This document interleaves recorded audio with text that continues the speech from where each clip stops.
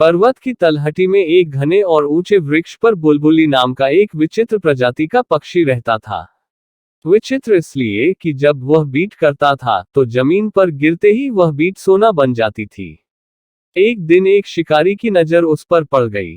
पक्षी की बीट को सोने में परिवर्तित होते देख उसे बहुत आश्चर्य हुआ।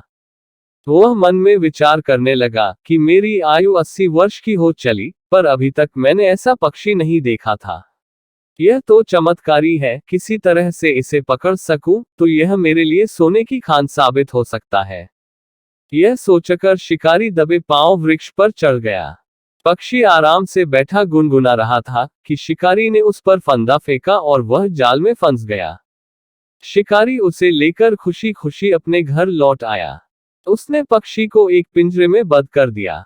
कुछ देर बाद अचानक उसे विचार आया कि यदि राजा को इस बात की खबर लग गई कि मेरे पास सोना देने वाला एक पक्षी है, तो वह मुझे निश्चित ही कारागार में डलवा देंगे। वे यही दोष मुझ पर लगाएंगे कि मैंने इस पक्षी को राजा को क्यों नहीं दिया, मैंने क्यों इसे अपने घर में छिपाए रखा। ऐसा विचार कर अगले ही दिन वह पिंजरे में बुलबुली पक्षी को लेकर राजा के दरबार में जा पहुंचा। उसने राजा को पक्षी की विशेषता बताई तो राजा बहुत खुश हुआ। उसने शिकारी को इनाम देकर वह पक्षी उससे ले लिया और बड़े यत्नपूर्वक उसे पहले पिंजरे से निकलवाकर एक बड़े एवं सुंदर पिंजरे में बंद करा दिया। शिकारी चला गया तो राजा के मंत्री ने राजा से कहा, महाराज, आपने शिकारी की बात पर इस पक्षी को ले तो लिया, किंतु यदि यह ऐसा न निकला जैसा बताया गया है, तो आप व्यर्थ ही उपहास के पात्र बन जाएंगे।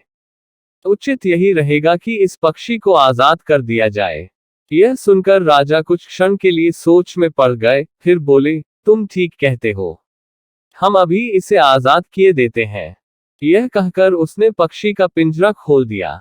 बुलबुली उड़कर राजमहल के मुंडेर पर जा बैठा और बीट कर दी। राजा सहित वहां उपस्थित सभी दरबारी उस समय आश्चर्यचकित रह गए, जब बुलबुली की बीट जमीन पर गिरते ही सोने में परिवर्तित हो गई। अब राजा को पश्चाताप होने लगा कि उसने पक्षी को आजाद क्यों कर दिया। उधर मुंडेर पर बैठे बुलबुली ने सोचा, पहला मूर्ख तो मैं था जो आसानी से शिकारी के जाल में फंस गया।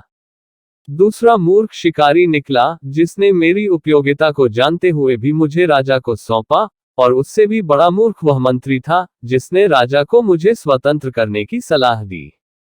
इन सब से भी बड़ा मूर्ख तो यह राजा साबित हुआ जिसने परीक्षण किए बिना ही मुझे आजाद कर दिया। यही विचार करता हुआ बुलबुली उड़ा और सीधा जंगल की ओर उड़ता चला गया।